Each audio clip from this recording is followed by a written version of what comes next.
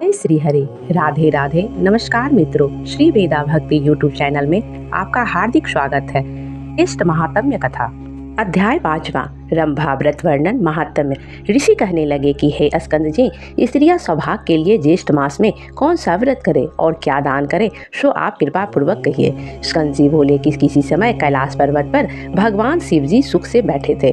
तब पार्वती जी हाथ जोड़ और प्रणाम करके शिव जी से कहने लगी कि हे शिव, हे शंभो, हे जगन्नाथ, हे सर्वज्ञ, हे सुखदायक, मेरे समान ऐश्वर्य, सुख और सौभाग्य जिस उपाय के द्वारा अच्छय हो, और हे कृपानिधे, आपके साथ मैं अजर और अमर होकर रहूं। एक समय जब और तब से गर्वित होकर सावित्री ने अपने स्वामी का गृह त्यागा और समस्त लोगों को श्राप दिया। उस समय आपने सावित्री को मना नहीं किया और वह ब्रह्मा से कहने लगी कि हे निर्लज, बकरी के गले में बिना दूध के निरर्थक स्तनों के समान तू प्राणों का त्याग कर। इस प्रकार सावित्री के वचनों को सुनकर ब्रह्मा जी का कोप के मारे लाल मुख हो गया और कहने लगे कि हे मृडे, तू पृथ्वी पर वृक्ष योनि में होकर वास कर। जब देवताओं ने प्रार्थना की तो सावित्री ने उसका साप से उद्धार कर दिया।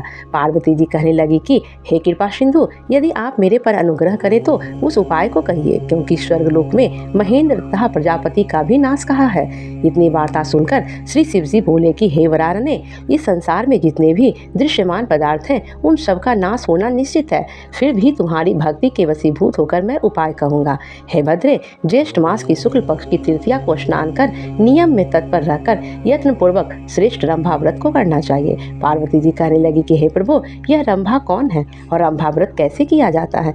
शिव जी कहने लगी कि हे वरानने, जब ब्रह्मा जी के साप से सावित्री वृक्ष हो गई तब यह रंभा केदाली और कपूर जननी नाम से प्रसिद्ध हुई। तब क्रोध से संतप्त होकर सावित्री अपने पिता के आदेश से ज्येष्ठ मास में स्नान दान आदि 5 वर्ष तक किया। तब ब्रह्मा जी प्रसन्न हो गए और ज्येष्ठ शुक्ल तृतीया को सावित्री को सामने प्रकट होकर ब्रह्मा जी ने पृथ्वी के बहुत से दुर्लभ वरदान दिए, जो तुम सुनो। ब्रह्मा जी ने सावित्री से कहा कि हे सुबह, तुम संसार के कल्याण के लिए अंश से रंभा केला हो जाओ। जो ज्येष्ठ मास में तुम्हारी ज्येष्ठ पूजन करेगी उनका सौभाग्य, सुख और संपदा अक्षय होगा। ऐसा कहकर ब्रह्मा सावित्री के साथ सत्यलोक को चले गए। शिव जी कहने लगे कि यह सावित्री के श्राप की कथा तुमसे कही, अब संक्षेप में रंभा व्रत की विधि तुमसे कहता हूँ। ज्येष्ठ मास में तृतीया के दिन बाग या अपने घर में केला का पेड़ लगावे। पंचामृत, गंध पुष्प माला और कपूर पवित्र शीतल खुशबू से वासित जल आदि से प्रतिदिन वृक्ष का सिंचन करे। सुंदर वन को बनाकर उसके मध्य में कलश स्थापित करे। षोडोपचार विधि से पूजन कर अनेक प्रकार के नैवेद्य अर्पण करे।